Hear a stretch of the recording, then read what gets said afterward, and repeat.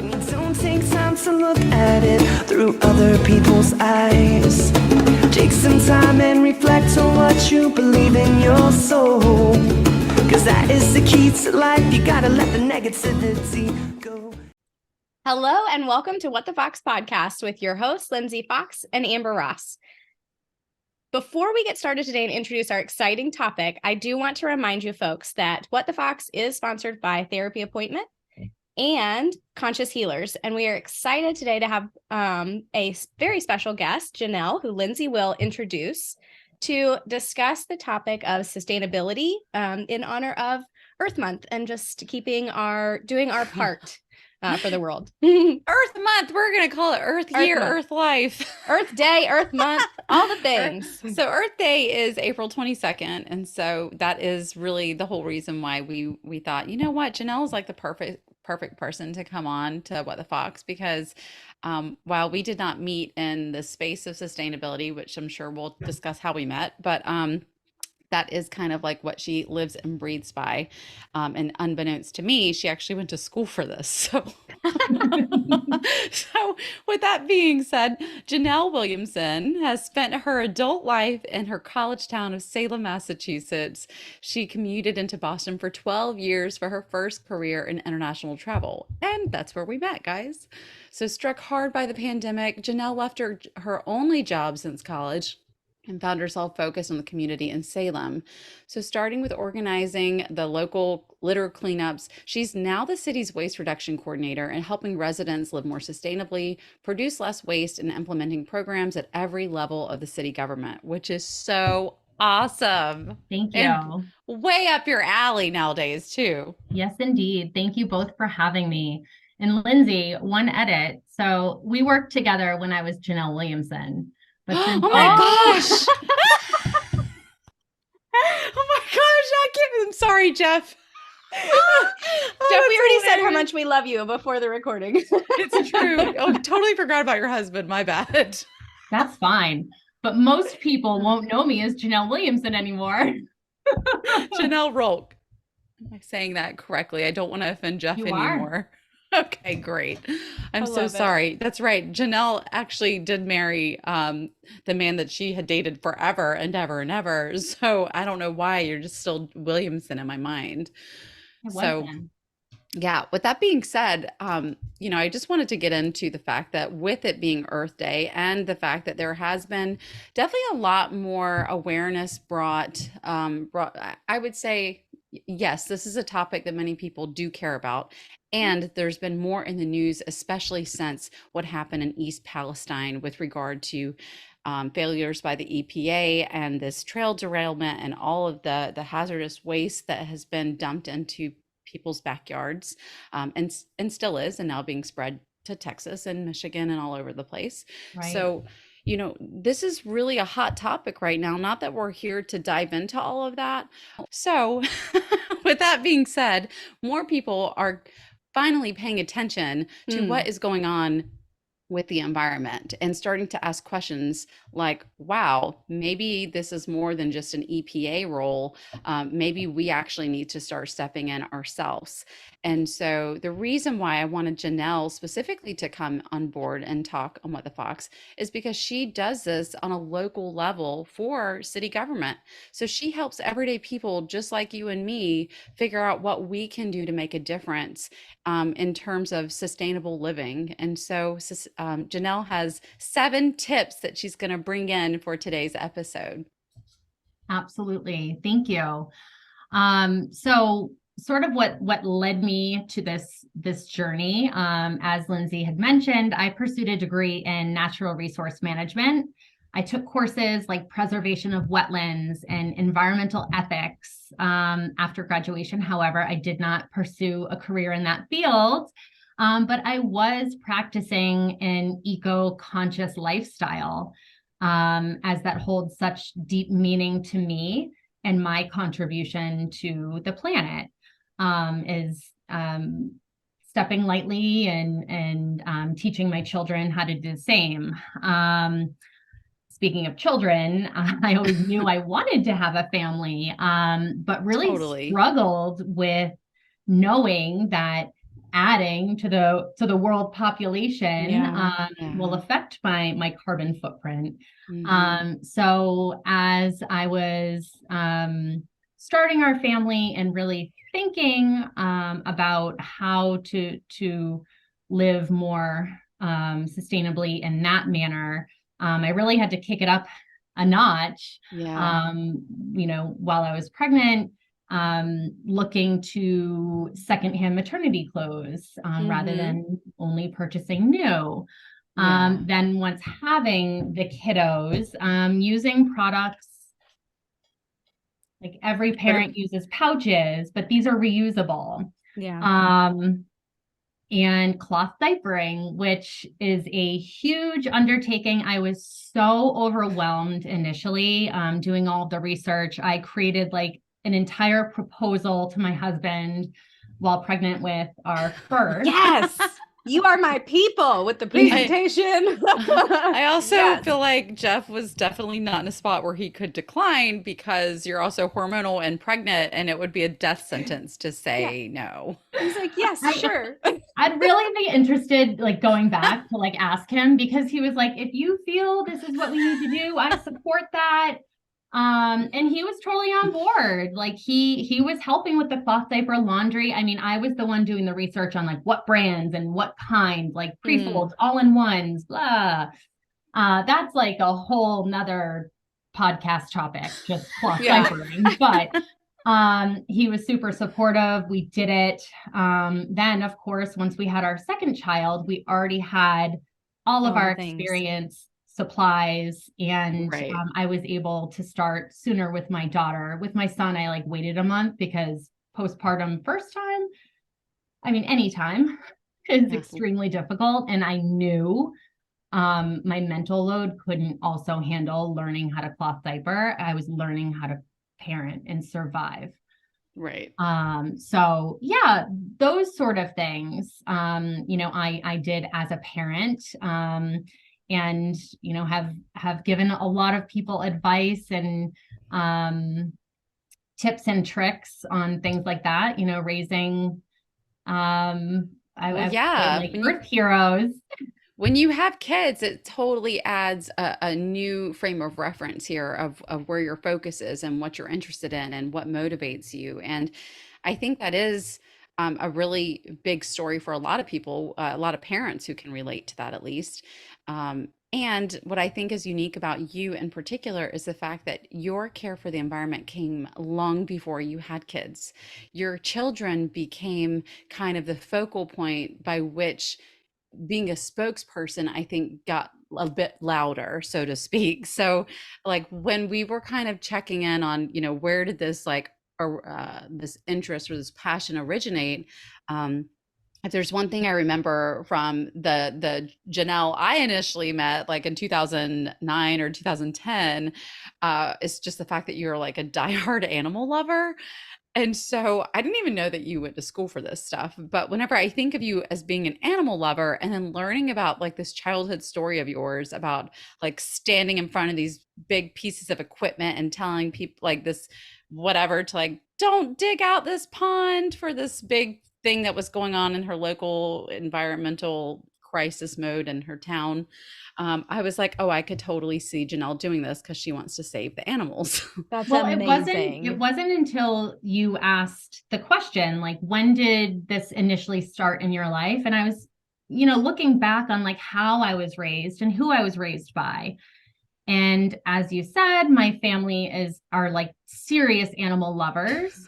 And my mother taught me to love and respect living things on this planet. I mean, from as far as I can remember. Lindsay is referring to a particular story that I only recently started thinking about a lot. In the early 90s or mid 90s, I was probably like 10 years old. And I had been growing up across the street from a World War II cemetery. That's where I rode bikes with my neighborhood friends. I walked my dogs with my family there every day. I had my first kiss in that cemetery. There's a lot that Oh, a lot of memories, a lot of really emotional attachment there. Yeah, it was a really special place.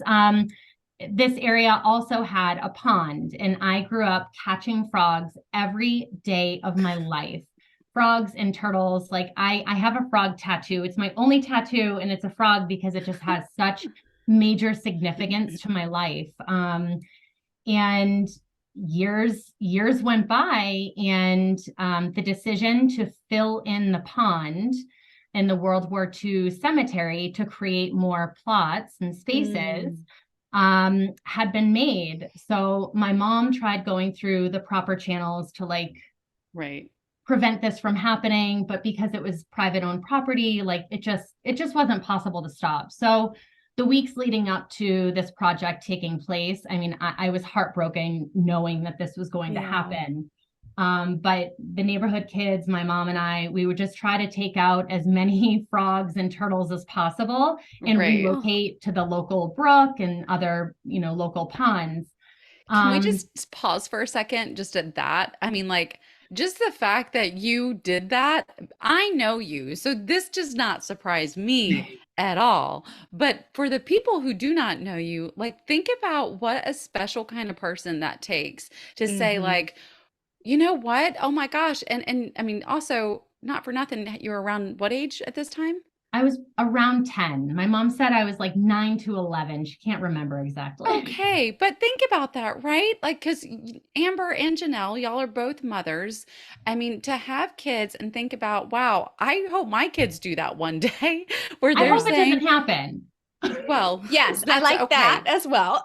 I like that as well. Yeah. But, just like the fact that it's just the fact that it's that the mindset of, I want to stop this from happening or be the change that I wish to see in the world as a 9 to 11-year-old is just so, and it just speaks to, I think, your core values and how you operate as a person, which is really kind of how it comes full circle to what you do today, which I think is fascinating. Sure. Thank you. Yeah. Amber, was there something you wanted to pop in and say? I was just going to pivot us a little bit because it's very clear to me in this story, you had from a young age the desire, I see a problem, I can do something to fix this problem. Absolutely. And it, like, obviously that led you to where you are today in the fact that you get to share with people, you get to share these tips, and you're not just learning and helping your kids, you're actively pushing that information out into your community, out into the world so that other people can also learn. Because I'll be honest, I don't know that it would have occurred to me to go and save the frogs and the turtles when I saw the thing happening. Like, you said that and I was thinking, shoot, I probably wouldn't have thought of that. So the more you talk about this and the more you share these situations, they were my friends. I had to help. Yeah, they were your I can only help so many. That's right. And while y'all did not stop this from happening in terms of the whole project, I think just it's seemingly a pivotal moment in the sense that you had it role modeled to you by your own mom, the advocacy effort, right? And like, I know your personality. You have a very strong personality, and you will speak up for someone or something, or the people that don't have the voices, or the animals.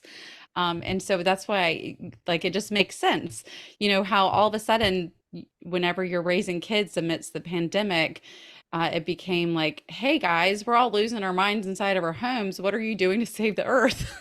Exactly.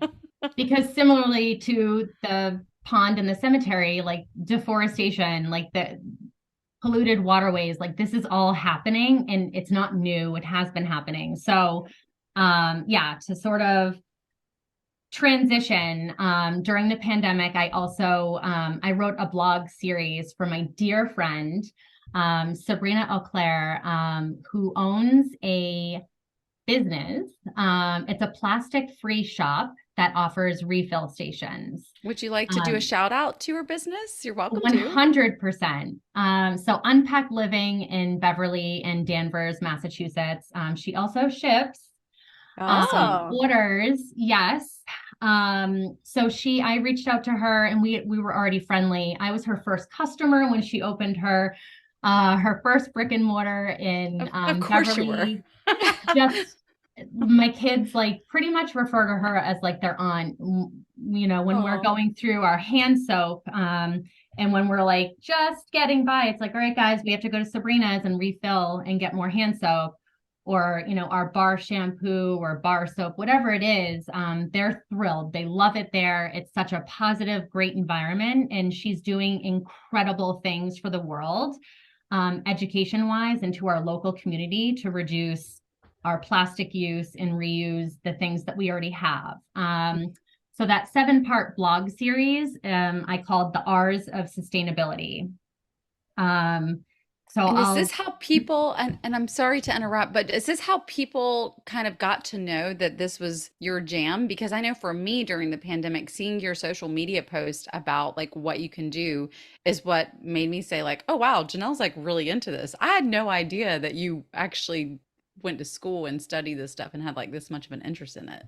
Yeah, so I had already been like living it and sort of practicing sustainable you know, ways to live. But then while I was at home with the kids, like I really wanted to utilize my brain. I was like struggling mentally, just missing work and, you know, having limited things. Who wasn't, right? Who wasn't, especially parents that had to stay home with their children 24/7, whether you are or are not balancing a job. That's a hefty load on any human. I can say with confidence, it's the hardest job in the world, which is why I'm now employed full time. I love being a parent, but I definitely need that stimulation, mental stimulation. Absolutely. Exactly. Yeah. So let's talk about the blog, the 7 series of the blog. What was that all about? So I broke it down when I first asked Sabrina. I was like, can I write a blog post? She was like, sure. And then I started writing and I was like, it's going to be a 7-part blog post. And she's like, sure. Go for it. I have a lot to say. Part-time gig.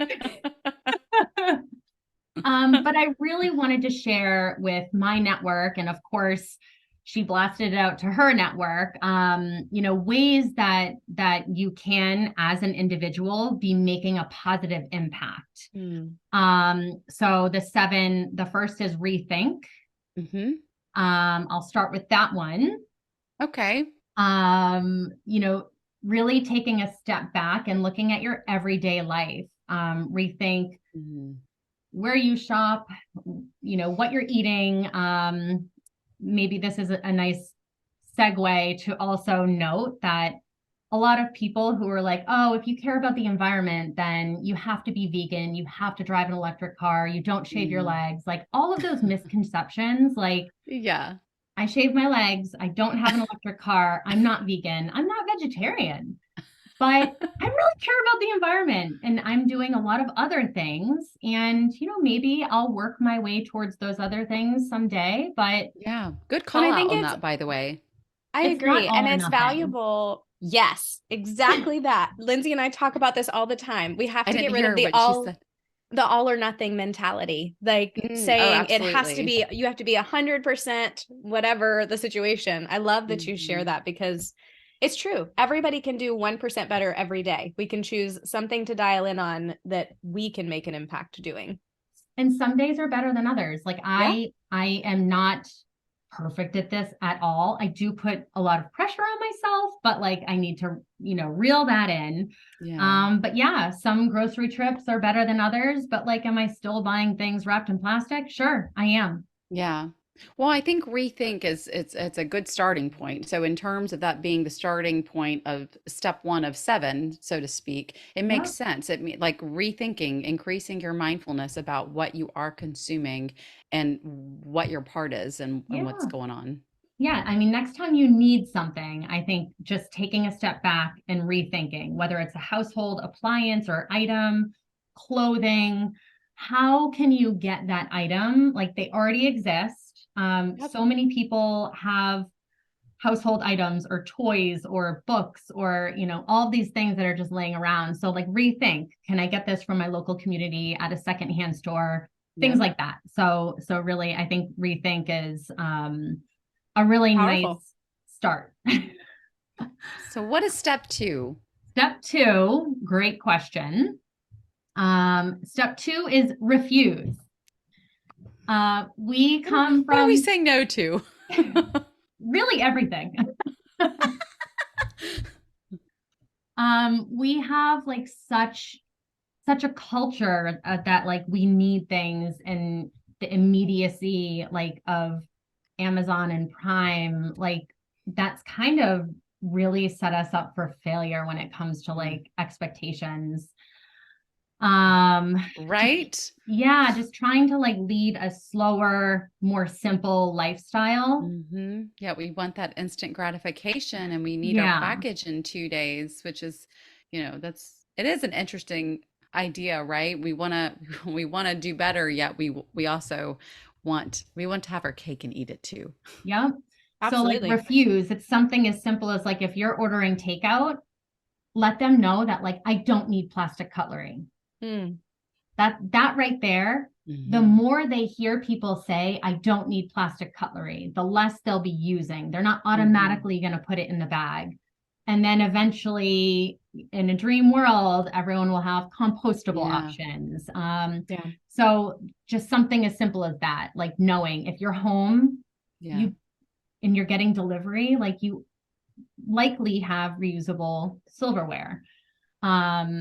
Absolutely. Or just going to, I know all of us have hundreds of these reusable bags that they give away all over the place as well, but choosing to use those instead of the regular the plastic grocery bags. So, something, Janelle, I know in Massachusetts, Massachusetts as a whole is far more progressive in the sense of caring about this topic of sustainability, whereas frankly, North Carolina is not at all. I mean, since relocating to North Carolina, I have to tell you, everything everywhere, styrofoam, tons of plastic, lots of plastic bags at the grocery store. You just don't see people caring. And it's also a public health education deficit as well.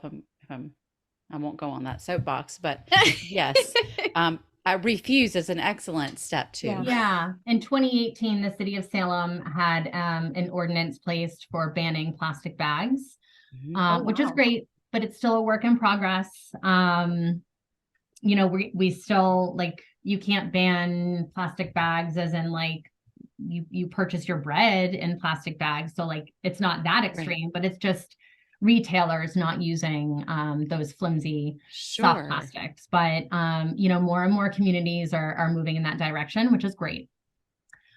But yeah, refuse. The summary is just by refusing things you don't need, you're preventing them from entering your life, and you're just eliminating that completely. Absolutely. Which brings us to step 3. Yeah. So number 3 in my blog is, and this is in no particular order, just not like number 1 is the most important. They're all equally as important. But reduce. So the amount we consume is excessive. So let's slow it down.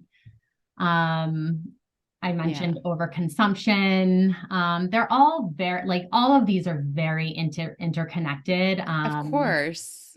Well, also reduces, just think about this is where I go into thinking about us working for an international travel company together, right? Overconsumption is the American dream.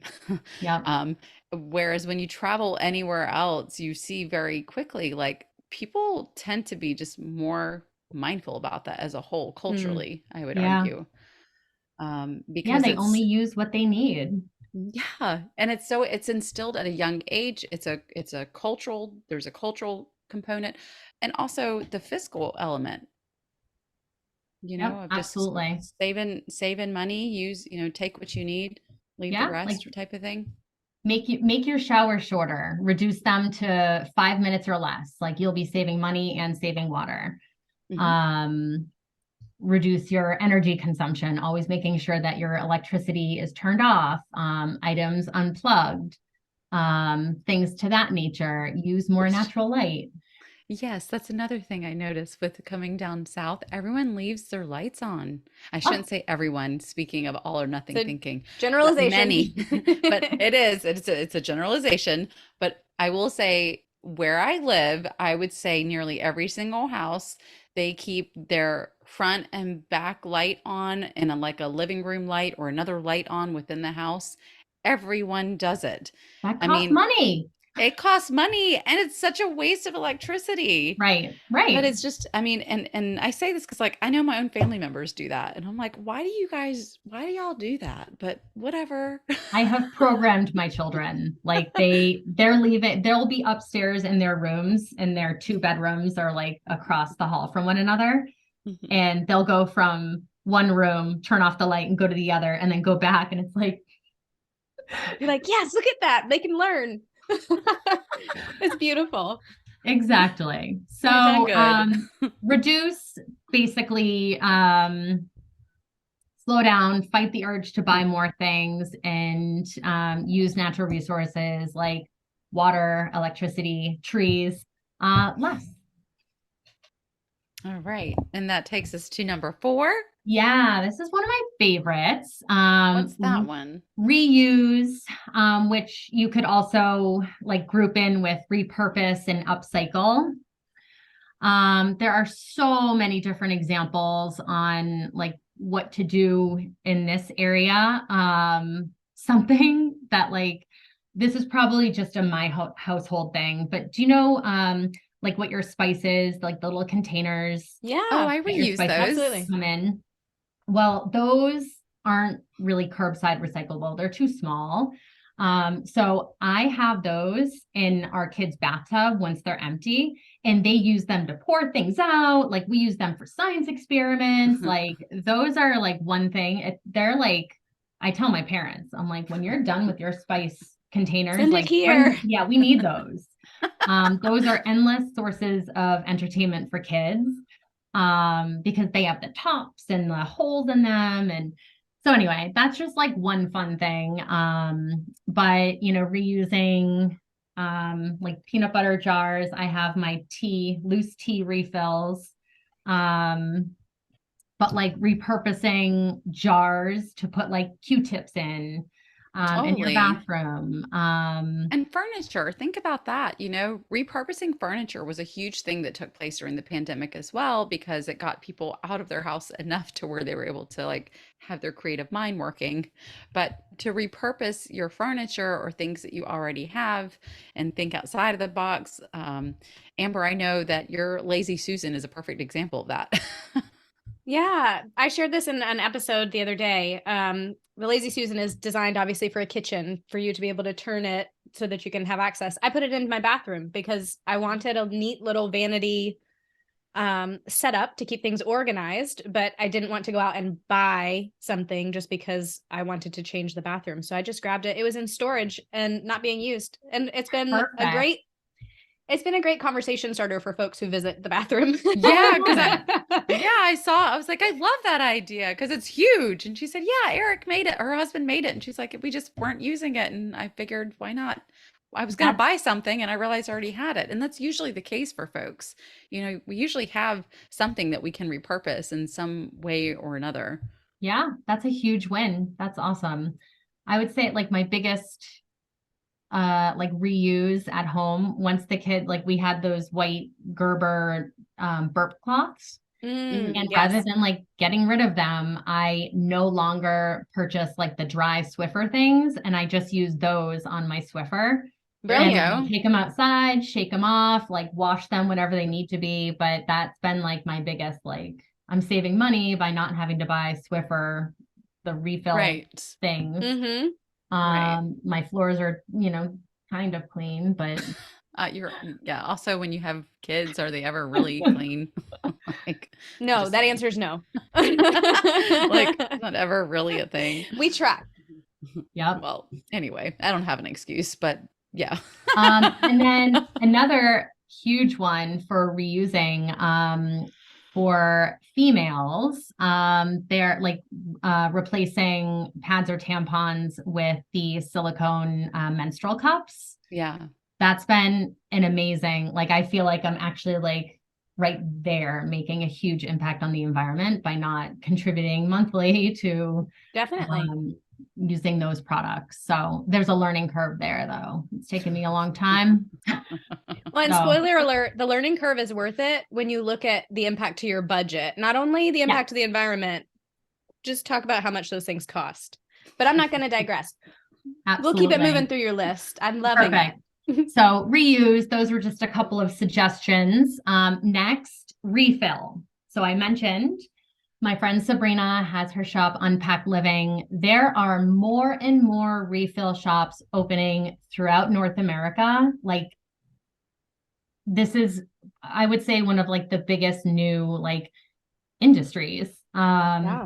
We have 3. Can you explain locally. what that is first? Can you explain what that is? Because it's very normal and natural to you, but I think for most folks, we only associate refill for like, the 5-gallon bottles of water, perhaps, that you might have in your house or workspace or something. Right. So a refill shop, in my experience, there are like food refills, but I'll just focus solely on like personal care and household items. So anything ranging from lotions to floor cleaner or glass cleaner, body oil, things to that nature. You can go to these refill stores and either use containers that they have or bring your own, and they'll fill it with that product. What you pay is like each product has, 30 cents an ounce or, whatever it may be. And so you're bringing your empty lotion bottle with a pump that is not recyclable. And you're reusing it and refilling. That's awesome. It's incredible. And what I really enjoy about the particular refill shop that I go to is that the products she uses are from companies that are vetted. They do not have harmful chemicals. They don't have like the synthetic, and they're from certified B corporations or women owned or local. So she sort of takes that process out, because it is such a process to find cruelty-free or vegan. It's a lot. Phthalate free. It's a lot. Yeah. Yes. Yeah. I honestly was about to use the word burden, because it is so much work to do that to have a company take that stress out for you, and they do the work, and you can trust that company. That just makes things 1,000 times easier, because who has that much brain space to do all that anyway? I don't. I've tried. I do not. Yeah. Yep. So yeah, It's like hectic. From our dish soap to our hand soap, shampoo, conditioner, lotion, body oil, whatever it may be. Those are products that they have at this particular refill store. And for the most part, I've done comparisons.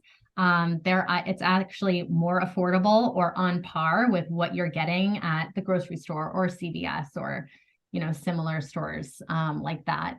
That's awesome. So it's a really great experience, and we are seeing more and more of them. If anyone's like interested in starting a business and there are no refill shops near where you live. Down south. Yeah, I was going to say, I don't think we have those here, but I'm going to check into it to see what the options are. Thank you for sharing that, Janelle. Of course. So we've got through refill. What about recycle, your step 7? Yeah. Because this is a topic that a lot of people don't know the nuances of what you can and cannot recycle. And it creates that's a whole nother thing. But can you help fill us in on that? I can. So recycling is, it's controversial because it's different depending on where you live.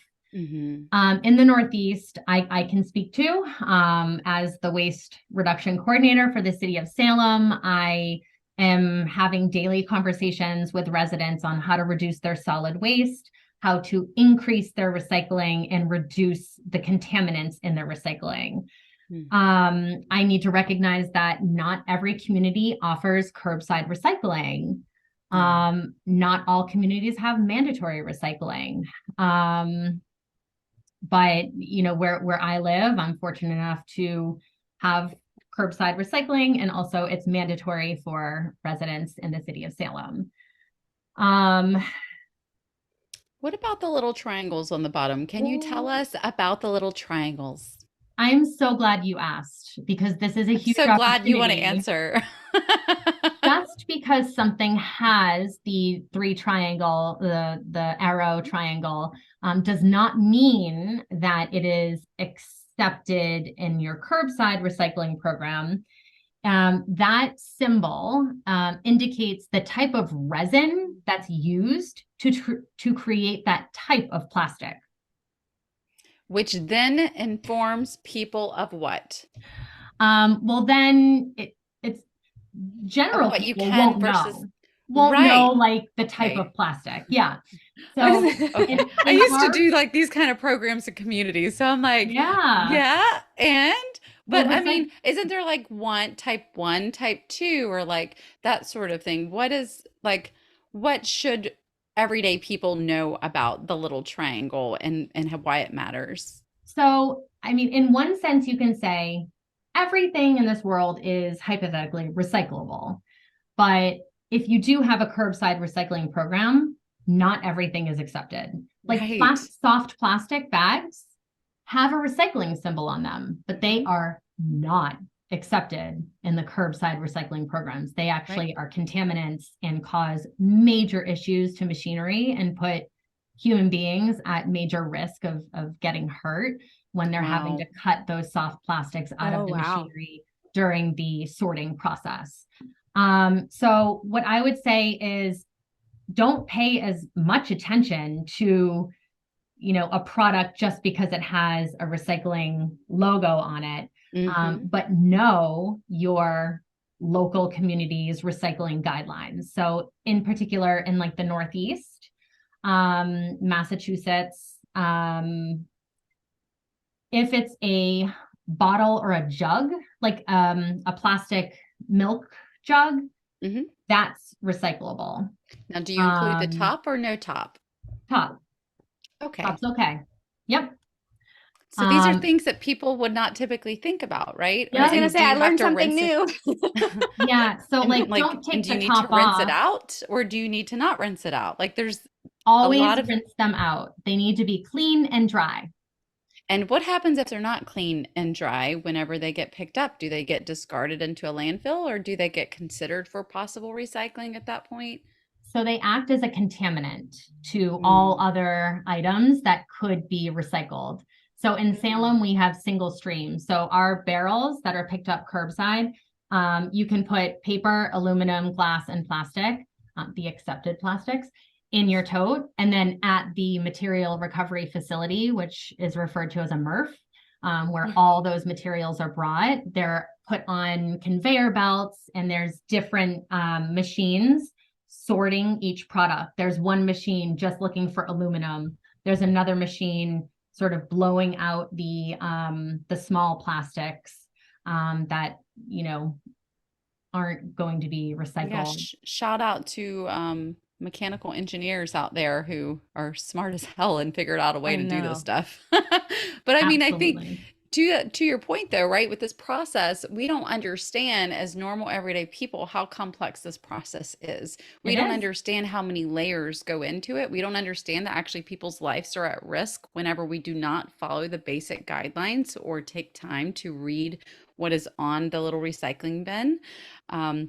Because a lot of times people will just kind of throw everything in the recycling bin and hope that something makes it. You know what that's called? Um, Wish I have, cycling. I was going to say Wish I cycling. have my own name on it, but I don't know if I I was want gonna to say, say it. thinking, Lindsay, you might not be able to say that one out loud, but I'm Yeah, with you. I was ignorance is bliss. No, it has Yeah. a real it's wish cycling. Wow. In the end, it's actually like wish cycling, you're doing yourself and the recycling industry a disservice. When in doubt, throw it out. Real life. Ooh, got it. When in doubt, throw it out and don't be a Yeah. wish recycler. Like Yep. wishful thinking for sure. No, Oh, I yes. appreciate you saying that because a lot of people kind of have their own mindset of, well, I'll just throw it in there and hope for the best, kind of like the greasy pizza boxes. So, Yeah. In um, my community, we can't recycle like cartons that like some milk and like orange juice comes in because of the wax. but there are Oh, some communities in sure. Western Mass that do accept that. So it really is dependent on your community. Right. If you are in Massachusetts, I will make a plug for Recycle Smart MA. And you can look up every item you have questions about, and it will tell you whether or not it is or isn't accepted. But I can only Awesome. speak to Massachusetts. Hey, that's okay. I wish down south there were more of the can deposit programs that would motivate people to do that. Because I'll say, where I live, we do not have that. And whenever I moved to Massachusetts, I thought that was the coolest thing ever, that you could take a can and get change back. Yeah. So let's go ahead and wrap up with your last tip, Yeah. tip number 7 or step 7, whichever you want to call it. What is it that we should take away from step 7? So rot is the last and final of this series, and that is promoting composting. So by composting your food scraps, you're naturally recycling decomposed organic materials. This is literally the most simple and effective way to curb climate change. If you're not already composting, like I beg you to consider and look at your community to see what sort of options there are. Some may just have the option to do it on their own in their backyard. Many people in my community don't have that option because there are no yards. We live in a city with 44,000 residents. Exactly. So because of that, we have a private company, composting, Black Earth Compost. They service the city of Salem residents if they sign up privately with the company for a curbside collection. But the city also offers a communal area where residents can, for free, drop off their compost, and That's Black Earth will awesome. service that. That is absolutely amazing. Yeah, so clearly the rest of the world not world, I'm sorry, how egotistical of me. The rest of the United States needs to get on board with Salem, Massachusetts, because We still have a long way to go because there are they, states that have mandatory composting. California, well, I was going to Vermont, say West Coast and Right. okay, so okay, I hear Seattle. you, but also think about how many states there are, and there's only a couple of different states that might be competitive, so to speak, with Massachusetts and what they offer. So just real fast, I'd love for you to do a quick plug on why is it that composting, how is that helpful in terms of combating climate change? Why does that matter? Great question. So, traditionally, if your food waste is going to a landfill, that emits carbon into the atmosphere. So just right there, by removing that from going into a landfill and having it composted to create nutrient-rich soil. And yeah, it has so many benefits for the environment. You know, communities, you could argue like, wow, well, our trash goes to an incinerator rather than a landfill. That's still no better. Right. Really deferring all that organic waste. Another thing I'll say, because Black Earth Compost, who services the city of Salem residents, and it's not 100%, this is like a sign up, so we have a long way to go. It's okay. Yeah, Progress. but Progress. they're a commercial facility, so they accept meat, bones, shells. Wow, that's not just your wonderful. coffee grounds and eggshells. Yeah. And vegetable and fruit, scraps, but they accept everything. So my family, we don't take out our trash. Like, we don't produce trash because our food waste is being composted. Mm-hmm. Yeah, that's incredible. And I really appreciate you bringing awareness to this, because for, those who do not live in a city, perhaps, and you do have the ability to even buy a composting barrel of some kind to have in your yard, they're very easily accessible to buy online. Speaking of carbon footprint and having it delivered to your front door, but but it is an option, and you can do it, and it's quite easy when you get in your rhythm of things. And even if you don't want that big kind of container in your yard, you can have something small that you keep in your kitchen, and you have your own little garden or stuff going on in your backyard, or the pots that you keep on your your stoop or whatever. So I think that kind of stuff is really important to emphasize, in the sense that we all have a sense of agency where we can do our little steps forward in the right direction to support the environment. Absolutely. Yep. It's all a ripple effect. Yeah. Mhm. Yeah. And it's a process. Yeah, it is. And it's a learning curve, and it does take time. So I think, as Amber and I continuously reiterate in our episodes, it's important to understand that having those SMART goals and making things really specific and measurable and achievable and realistic, all those things are very important. Otherwise, to your point about like even the cloth diapering, I mean, it gets overwhelming if you're saying, okay, I'm going to just dive into all of this and claim this lifestyle today and be completely prepared tomorrow. That's not realistic or achievable. So, if you were to suggest one thing for people to start, and if you look at your 7 tips or 7 steps of what they can do, is there one small thing that you'd recommend that people start doing as soon as they can? I think the easiest thing for anybody, no matter where you live or what you do or how much money you make, is buy less, or if you actually have to get something, buy secondhand. Okay. Yes. I love it. That's a great share. That is easy and affordable, and provided inflation is through the roof and we've got a whole bunch of Yes. craziness going on in the world that I have not gotten into. Yeah, those are wise decisions, and all something that we can do better at trying to accomplish. So I'm really glad that you shared all the different tips and tricks, so to speak. And not all, but like you shared some things to bring, at least get the conversation going and have people start thinking, in honor of Earth Day, what you can do to make a difference. Absolutely. That's Well, I'm beautiful. happy to Janelle, share. thank you. Thank you so much for spending time with us. And I do, before we close out, super important, Janelle, if someone wanted to find you as a resource online to be able to dive more into this or to learn and continue to grow their knowledge, how would they find you? Great question.